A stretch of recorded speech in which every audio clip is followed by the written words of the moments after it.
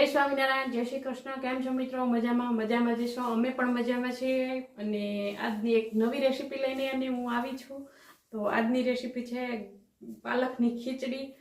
શિયાળા માટે special healthy અને સારી, બાળકો પણ ખાઈ શકે અને મોટા પણ ખાઈ શકે। તો આજે હું લઈને આવી છું પાલકની ખીચડી। તો ચાલો આપણે બનાવીશું પાલકની ખીચડી। તો આપણે પાલકની ખીચડી બનાવવા માટે પાલક, આદુ ને મરચી લઈ લીધા છે। આ પીળી દાળ છે મગની, ફોતરી વગરની। આ છે ચોખા અને આ છે સૂકા મસાલા।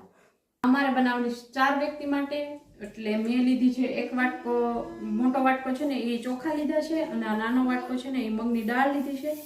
તો આપણે છે ને પહેલા ખીચડી સારી રીતે ધોઈ નાખીએ। આપણી સરસ મજાની ખીચડી ધોવાઈ ગઈ છે અને અહીં આપણે મોટા 2 ગ્લાસ પાણી મૂકી દીધું છે। તો પાણી થોડું ઉકળી ગયું છે તો આપણે ખીચડી પહેલા નાખી દઈશું। ધીમી ધીમી રહી ને એ રીતના આપણે મૂકવાની ખીચડી, એટલે છે ને આપણી ખીચડી મસ્ત બને, પાલકવાળી, હેલ્ધી છે, શિયાળામાં ખવાય એવી વસ્તુ આપણે બનાવીએ છીએ।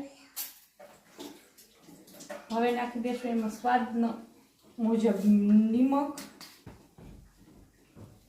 અડધી ચમચી હળદર નાખી દઈશું અને આપણે મિક્સ કરી દેવું। આ રીતના આપણી ખીચડી છે ને મિક્સ કરી અને બાફા માટે મૂકી દેવાની। તો ખીચડી આપણી બફાય ને ત્યાં લગીમાં આપણે પાલકની પ્યુરી બનાવી લઈએ। પાલકની ગ્રેવી બનાવવા માટે છે ને આપણે મિક્સર જાર લઈ લીધું છે અને હવે છે ને આપણે પાલકને પહેલા વોશ કરી નાખીશું, સારી રીતે ધોઈ। અને પછી કેમ કે પાલકને બાફી નહીં બનાવાય, પણ છે ને બાફી કરતા આપણે કાશી, કેમ કે બાફવી તો આપણે બીજી વાર ખીચડી વઘારવાની જ છે, એટલે પાલક બાફી નહીં તો હાલે। અને કોઈ એવી રીતના પણ બનાવતું હોય, કોઈ પહેલા પાલક બાફી નાખે અને પછી ગ્રીન કલર ઓલી પ્યુરી બનાવતા હોય। પહેલા મિક્સર જારમાં આપણે પાલક નાખી દઈશું, પાલક, મરચી ને આદુ।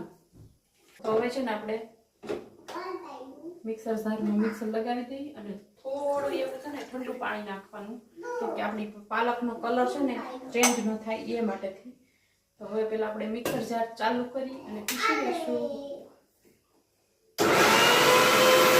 અને હા, કે જો કે કોઈ લસણ, કાંદા ખાતા હોય તો ગ્રેવીમાં નાખવા હોય તો ગ્રેવીમાં પણ નાખી શકે, અને આપણે ખીચડીનો તડકો મારીએ અને ખીચડીમાં નાખવા હોય તો પણ નાખી શકીએ। તો આપણે આ સરસ મજાની ગ્રેવી પણ બની ગઈ છે પાલકની। આપણી સરસ મજાની ખીચડી ઢીલી ઢીલી થઈ ગઈ છે। તો હવે આપણે એનો વઘાર કરી નાખીશું, ઉપરથી તડકો લગાવવાનો છે। તો આપણે પહેલા તડકો લગાવી દઈશું। તો તડકામાં લઈશું, પહેલા આપણે પેન ગરમ કરવા મૂકી દીધી છે, હવે એમાં લઈ લઈશું આપણે ઘી, મોટા 2 ચમચા જેટલું ઘી લેવાનું છે।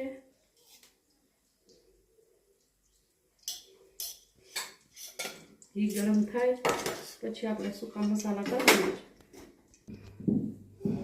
તો આપણે ઘી ગરમ થઈ ગયું છે, આપણે પેલા રાઈ નાખી દઈશું, રાઈ જીરુંનો વઘાર કરીશું।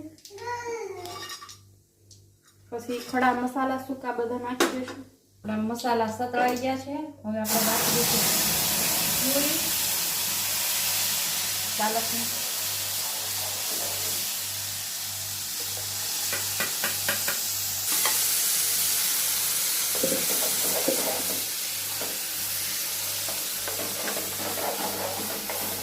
પાલકની ભાજી તો મતલબમાં થોડી થોડી ખારાશ વાળી જ હોય। આપણે પાલકની ગ્રેવી છે ને એ પૂરતું જ મીઠું નાખીશું, ખીચડીમાં તો આપણે મીઠું નાખી દીધું છે। તો સ્વાદ મુજબ મીઠું નાખી દઈશું। ઘી આપણું છૂટું પડી જાય ને ત્યાં લગી આપણે ચડવા દેવાની છે પાલકની ગ્રેવીને, પછી આપણે ખીચડી નાખવાની એમાં। ગ્રેવીમાં છે ને ઘી છૂટું પડી ગયું છે, હવે આપણે ખીચડી ભેળવવાની છે, તો ખીચડી ભેળવી દઈશું।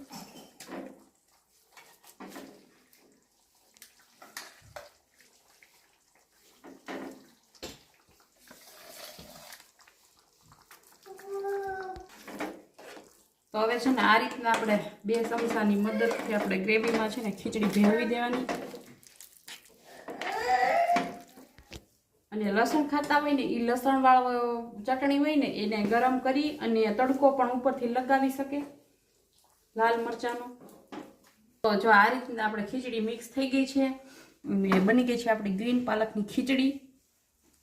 તો આવી જાવ બધાય પાલકની ખીચડી ખાવા. મારા બ્લોગને હું અહીંયા એન્ડ આપું છું. તમને અમારો પાલક ખીચડીનો બ્લોગ કેવો લાગ્યો તે જરૂરથી કોમેન્ટ બોક્સમાં કહેજો. બાય બાય, જય સ્વામિનારાયણ, જય શ્રી કૃષ્ણ. ફરી મળીશું એક બ્લોગ સાથે. આવજો.